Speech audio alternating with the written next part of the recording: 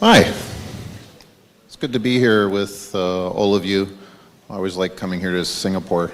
It's always a great crowd. So, here to talk about personality traits for effective UX. And to start, this is a picture looking off a cliff in Victoria, Australia, out into the ocean. Just have a look at it for a moment. And what do you feel? What's the feeling that you get from it? Yeah, to me, it kind of, there's a simplicity to it, isn't there? There's all the hustle and bustle of your day kind of just dissolves away, and all that complexity becomes simplicity. So it's a clarity, I think, if I could put a business term against it. And I think when we get hired as UX practitioners, I think businesses are actually hiring us for this, to take all the complexity of their business model, all the different types of customers out there, the different platforms and technologies, and all of that in a constant state of change, and you as a practitioner are taking all of that in and creating clarity out of it, right? So that's what I wanted to start with. A bit about myself, I've kind of been in UX for quite a while, in-house, UX agencies, as a contractor, in startup incubators, startups, and it's been an amazing journey. So now I've ended up being like a UX consultant. So I can go in and identify the projects that I want to work on, and it's a lot of fun. During that time, there's been many people that in conferences and in mentoring situations that have come to me and said, what do I need to do? What do I need to know to really get ahead in this? If I'm a junior, I'm really getting into UX. What's that thing that I need? It's a recurring question. And it's amazing. When you look at UX as a term, I'm a UX practitioner, it's this umbrella term for so many disciplines and things that you need to know that are underneath that. And so it's a complicated question, but I think if I look at how most people look at it, it's that we need to know processes. You know, obviously there's a UX process, and there's many processes to solving design challenges within that, right? And we've all sort of looked at all the literature and watched videos and have learned these processes. And there's methods for doing things. You're going to do a card sort, you're going to do an empathy map, you're going to be doing all these different methods to take data in and turn that into fuel for design decisions. And there's tools, but really like a tool kit. So you have your Acture and your Sketch and whatever tools that you use to get the job done, to create artifacts and to represent design in its various states. And very importantly, tools is also like the maps and the models and the just maybe pieces of paper with some lines through them that help you to, get to grips with information and make decisions with. And finally, which I think is very important, particularly to junior people getting into this, is yes, you can learn all these processes and everything, but if you don't have an understanding of the commercial aspect, like how does business work? How do we make a profit? How do we drive new customers? It's a very challenging role, right? I think this, for UX, is half the equation. Half. I think the other half is soft skills. You can know all of this stuff here, but if you don't wrap that in a way where you can really connect with people and be a convincing, compelling person to sell all of that, very, very challenging. You need to build relationships. You need to be a good storyteller and be able to mediate situations, to be able to bring people together and get them to collaborate. That is a really uphill battle if you have an ego, for example. And I'd say that if you don't spend the time to fine-tune your personality traits, UX is actually an uphill battle. I think you'll lose steam, and eventually you'll plateau, and it's not a rewarding career. I honestly believe that. you'll find again and again that things will start to work against you as you work your way up, and people won't respond in the way that you want them to. So it's interesting when you look at personality traits and how that plays out. This is not an exhaustive list, but I think probably all of you are starting to realize that UX, when you look at the UX maturity model, which is kind of like a scale that says, from like 1 to 5 or 6, how mature does a business look at UX? The bottom is like, UX, what is this witchcraft? There's skepticism there and there's no commitment to it. All the way up to the top level, which is that UX is woven into the fabric of the business. It's the design thinking thing done properly. And the processes and the way that UX integrates into the business is very matured. And when you get up to that level, UX kind of becomes a hub for decision making and for information to flow into and designs to come out of. But the issue is, as you can kind of see here, is that there's a lot of different groups here, and they're not all sitting next to you in the chair beside you, right? C-level might be in a different country. Marketing might be in a different building. The developers, they might be right beside you. That doesn't mean that you have rapport and a relationship with them. It just means they're beside you. I think we all know the guys in the cubicle beside you could be as much of an alien as the C-level sitting in a different country sometimes. So it's about building relationships and a connectivity, a two-way street between all of these entities that you'll be working with every day that is so important. You have to break those visible and invisible walls down day by day as you come into a company, slowly knocking them down. Think about when you're just trying to meet someone new and build a relationship with them, whatever situation that is. Tell me as a UXer, with all those people that we just looked at and all those departments, it's not the same thing. You're doing those sort of first impressions. You're trying to be someone that they can relate to and understand, and you're gaining rapport, right? And that you have their best interests in your heart and what you're going to do with them and for them. But as you move on, the commercial part of this starts to kick in. It's beyond just having a relationship where you're going to the pub and having a beer with a mate. You're trying to show your competence. You have to remember, at various levels of the organization, they don't necessarily know what UX is. They might not have the time or the resources to understand it. They're busy doing project management or product direction or all the things, specialty things they do. That's their focus. Don't assume that they're going to dedicate a lot of time to what you do and what your value is to bring to the table. So you have to show your competence, your knowledge, your value that you're going to bring to the business through what you do. Like UX is a cost center, not the cheapest people in the world. And that's because of the repertoire of things that we have to know is very specialized. You have to be able to demonstrate that that cost center has value coming back and a level of rigor around how you do that. But ultimately, like every relationship, is trust. Everyone in here is basing their level of a relationship with someone around trust and follow through. You're actually going to do what you've said you're going to do. And that also comes down to reliability. But trust, geez, it's so important. So the personality traits sort of are the foundation of building that trust. If I had to list a list of personality traits that we wouldn't want our coworkers to have, we could all come up with a pretty long list, right? I think we could think of a few. So, if I said to you, hey, here's Jack, he's going to come be our new UX interaction designer. He's a bit condescending, aloof, and he's an egotistical jerk, but you're going to be working with him every day. It's interesting when you think of it that way, isn't it? So all of us can say, I hate it when people are impatient or lazy. But what's that list, that golden list that a UXer should be? What is that, So I start to think about it. This is kind of what I put together.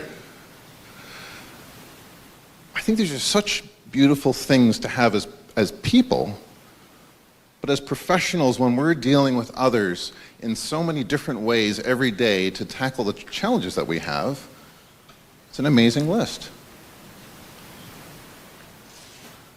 So what I did is I put this list together, and you can see here I've tried to have similar things in slightly different, similar, the proximity of these words are similar. And I sent out a survey. Got back about 75 respondents and asked them one simple question, other than the demographics and all that stuff. If you were going to hire a UX person, what are the 5 of these that are the most important traits? Now, what would you think that would be? It's an interesting question. So, the survey, gender is about 50-50 split or so, as equal as you'd want it to be. Location, a lot in Asia, just because I'm in Asia, but you can see it's a nice cross-reference of different geographies. Professions, so a lot of UX practitioners there, UX management, HR. Here's the results. It's an interesting list. There's the top 5. Those are the top 5 that everyone said should be the top 5, if that makes sense to you.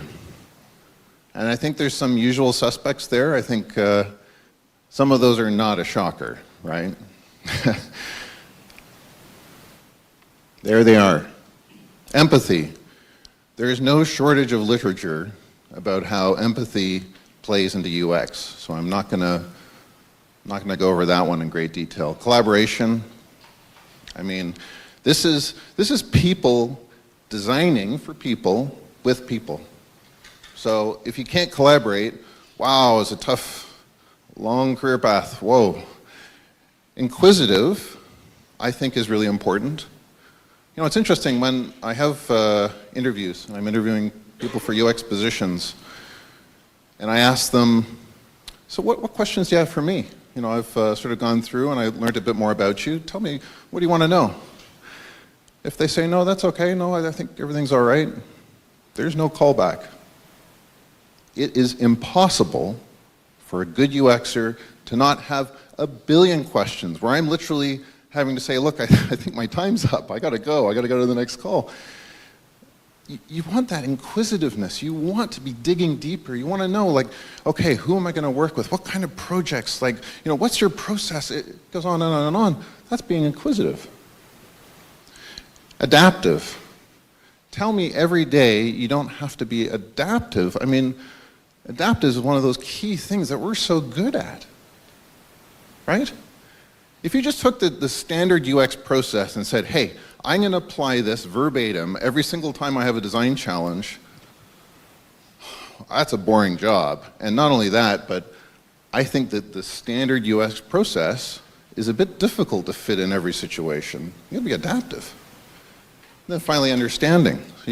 There's 2 ways of looking at that. Understanding being that you understand other people's predicament and position and things like that, but also understanding when you're working with very complex enterprise systems, you understand it. You've taken the effort and the time to fully become intimate with that system so you can make appropriate design decisions. But I don't want to be talking about those top 5 with you today. Actually, this presentation is about all the runner-ups, because these were obvious. I mean, empathy, come on, that's everybody in all these presentations have been talking about empathy. Let's talk about resourceful. Having the ability to find quick and clever ways to overcome difficulties. Tell me we're not doing that every day. With UX, to do it properly, you're pulling in tons of different information from different departments. You're pulling in, analytics for traffic. You're pulling in click reports, the marketing, the online surveys. You're doing like live interviews with people, all these things. Would you not have to be resourceful to do that?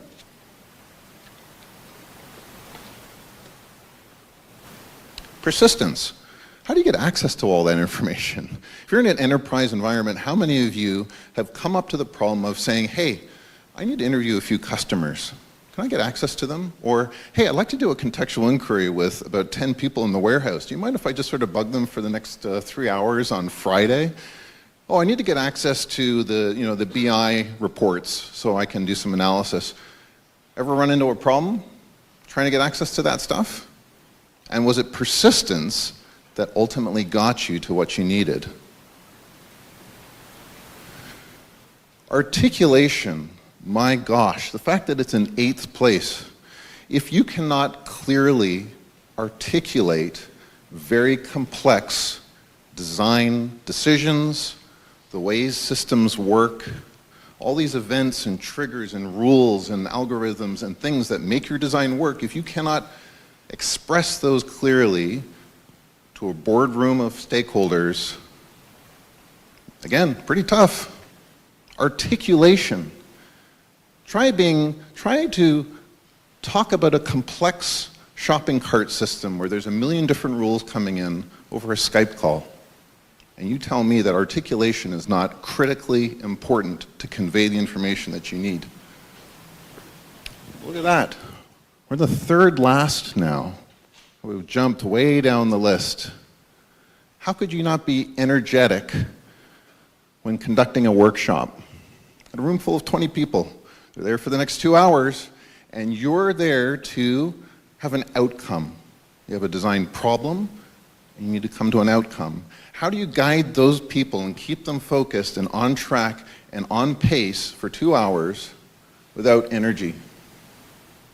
And to make really innovative design decisions, if you don't have energy, where does that come from? If you don't have energy? Wow. 2nd last, being selfless.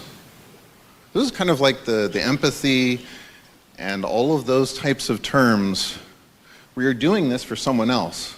Not because you're going to get a raise, not because you're going to get a bonus, not because your title's going to go higher, not because you're going to get an award in the industry, but because when you design that new interface for a call center in Malaysia that fulfills insurance quotes, that you shave off 2 minutes of every call. And you make it so that they're not using 3 screens, they're using one beautiful interface. That's being selfless. That's saying, I really care that when that person goes to work each day, the interface that I designed for them makes their life a heck of a lot easier each day. This was last place. I was really floored when I saw that being affable, being a friendly person that's warm-hearted, that's approachable, last place. I'd say all of this stuff is a total nightmare to do if you're not affable. What about when you're doing a usability test? You have people from the public coming in to use your product for the first time and you're not affable. Wow. Think about that. How do they divulge and express their feelings, their thoughts, their emotions to you in a way that you can transcribe, and make use of later to make design modifications if they don't trust you, if they feel like you're not affable? I really thought this would be top 5. I don't know about you guys, but it goes a long way. And when you're asking for things in a business, tell me affable does not help you get a lot further along. So when you looked at that list of all those different personality traits, it's kind of hard because you just got this huge list. Like, how do you put that together? And I thought, maybe the way that we can compartmentalize those is to say, look, a portion of those are about my personality, like who I am as an individual. How do people view me as just a person? And then how do I do things? Like, what's my way of doing things? And what level of energy and drive and determination do I have to get it done and seen through to the end? And then finally, what's my motive? What is my true intention when I'm doing the things that I do each day? So you can actually take that list from before and kind of group it like that, roughly. I mean, maybe some of it's debatable, but at least that helps you to kind of break it down a little bit. What interferes with all of that the most, I think? Like, if you could come up with one of those negative ones that we looked at before, what would be one that kind of is like a total room killer? I think it's the ego. Let's look at some of the things that we looked at before. If you have a really bad ego, how could you be inquisitive? Why would you delve and deeper into something if you think you already have the answer, right? Look at adaptive. Why would you change if you're already perfect, right? Collaborative. Why would you share ideas if your one's the right one? You're not going to be collaborating. You're simply dictating. Why would you be selfless when it's all about you? Understanding. You're only interested in people to understand your perspective, not theirs. And then finally, how can you be genuine if it's only your interests that are at heart? It's interesting to think of. We all have egos. It's just varying degrees of them. And it's good to be mindful of how much ego is influencing when I've done a design and I think this is the design that's going to solve everything, and then you submit it forward. And I also think being insular. You know, the presentation before mine about the future and all of that, when you're insular, the realities and the changes that are happening around this bubble that you've formed around yourself are a very inconvenient truth. And you shield yourself from them. And when you become less insular, you're willing to accept the changes that are happening, the realities that are happening around you. So when we look at all of this, it's interesting. I think we all know life's kind of a balancing act, right? And I like to think that as UX practitioners, we kind of have a detachment like an ER doctor, but the passion of a music composer. And what I mean by that is, if we go and we make this design and we're fully committed to it, we put it out there in front of the stakeholders and they shoot it down. You know what that is? That's the ER room person coming in from the car wreck and you don't save them. And it's traumatic. And if you carry that baggage with you, gosh, that's a lot of baggage to carry with you. So you have to let it go. On the other side of that, that's not to say we can't be passionately driven when we're making our designs, like a music composer. Think of all the best music you love that you played 100 times, you've literally worn out your hard drive listening to that song.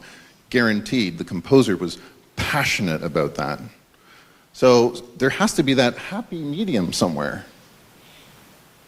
And likewise, you know, some of these things where you're being humble but you're sort of wanting to have a level of assertiveness, what is that balance of assertiveness?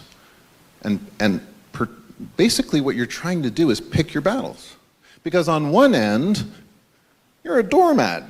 They're literally wiping your feet on you saying, well, I don't like this, and well, I think we should change that, and you know, the product manager said we got to change that, and I don't want that. And you're thinking, well, geez, I just spent 3 weeks researching and designing this. Okay, well, I guess I got to do it. Your designs will never see the light of day if you're persistently like this. Here's the interesting thing. You could say, well, okay, John, then I guess what I'm going to be is a bit more assertive and strong, and I'm going to say, okay, guys, I've done my research. This is what we got to do. This is what's going to save the business. Let's do it. Not necessarily. When you tell someone what to do, they try real hard to make you know who's actually in control or who they think should be in control, and they'll put every roadblock up to defeat you so that your design doesn't make it through. So again, what is that happy medium to get your designs through? Because luckily, we're armed with facts and data, first-hand accounts and experiences, and we've done a lot of research to back up what we've done. So that counters a lot of these things that all of us have come up across. Personal opinions, I like blue instead of red, and all of these things. At least we have all that armed so that when we tell our story, we tell the efforts that we've expended to come to the conclusion that we have. We've presented the data that vets what we're doing is correct. This gets harder and harder to get away with, right? And I think when you're thinking about personality traits throughout your career, think about the different stages of your career.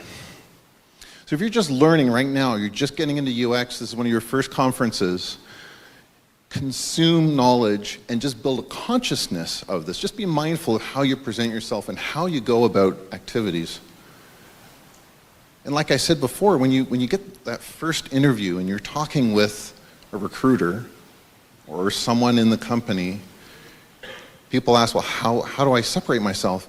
You do that through having a very clear differentiator, which is that you have this consciousness of personality traits and you're exhibiting some of these traits that we're talking about in the call, evidence of it. But as you get into junior, you want to start experimenting and pushing yourself to actually apply these, and sometimes it's a bit awkward. It's not going to be a home run every time, but you will get through it. When you're a senior, that's when you're actively implementing it while you're doing things, while you're presenting to stakeholders, while you're mediating between different parties that disagree, while you're doing a workshop, you're actively engaging it. And then when you're in management, you're mentoring it back. You're getting the next generation ready to go through. Let's run through a few quick scenarios and see, okay, given typical scenarios that we're all going to kind of come up against in our UX career, what kind of traits would you use? Scoping and defining a project. How hard is it to really clearly understand why the heck we're making a product? Who's it for? What's the real benefit for us to spend the next month building this thing? To get that information, so you have a level of certainty around that and clarity, again, clarity around that, you have to pull in so much information from different people that may not actually have a full grasp of it themselves. And then it comes to us to help structure that conversation. We should be good at doing that. So we have to be inquisitive and resourceful and collaborative. If we're just expecting to be on Slack chats all day to get that kind of definition around the information that we get in, wow, it's a lot of chatting. Get them in a room. Oh, that's right. So resourceful and inquisitive and collaboration and understanding that all of a sudden you've walked up on the scene and want a ton of information from them. Not everybody's happy about that. And that all comes back to what I was saying before. When you're trying to gain access to stuff and really ask for reports to be generated, all of these things, again, all come into play. Workshop facilitation, like I was talking before.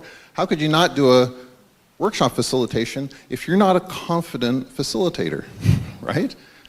They're looking to you for guidance. And then, like I said before, energetic. And if you're not articulate about how to move and progress forward in the steps of a workshop, that's pretty tough. And at the end of the day, I think you want a command of the room, but you also want to be humble. You don't want to be overbearing when these people are with you for the next couple hours or half day. Some workshops go pretty long. Usability testing. Like I was saying before, I think all of these things go a long way to build a quick trust relationship with the person that you're testing with, so you get the maximum value from that session. Think of how hard it is to get someone off the street in front of you, testing your mobile app, spending an hour of their time with you. Don't waste it. Have these personality traits exude from you so that you get the most value from that hour. And when you're presenting to stakeholders, you've done all of this work, and now it's all coming up to an hour in a boardroom. And I tell you, the stakes go up. Their expectations of you go up when you're in that room. And if you can't articulately sell an idea to them, the patience is thin. So I want to leave you with this, is how do you develop these traits? I mean, I could put out an exhaustive list of books and YouTube videos and et cetera, but I'll leave that to you because I want you to shape how that comes about. But I think we're creatures of habit, and it's tough to break those habits. We've formed our own personality, and for someone like myself to come up on stage and say, hey, you have to change them, and now sort of craft them into this list is a pretty big demand. But you need to push yourself out of your comfort zone if you're going to achieve this. And it's not an overnight thing. Don't expect this just to be cold turkey and then you're suddenly a different person. This takes a long time. You're reprogramming yourself. And it's the biggest risk is not taking any risk. It is risky to assert some of these personality traits that you're not used to doing. And you need to read. There are so many amazing books about every facet of your personality, about building relationships, the old Dale Carnegie stuff, but there's many modern takes on that you need to read. You need to watch videos and experiment and practice with these things and just be mindful of it in how you do your work each day and the motives behind your work. And finally, coming from the late Jim Rohn, which is a motivational speaker, he would always say, the things that are easy to do are easy not to do. And I think that is very applicable to applying new personality traits to yourself or to develop and enhance them for the benefit of what's really an amazing career path. So I'll leave you with that. Thank you very much. I really appreciate your time.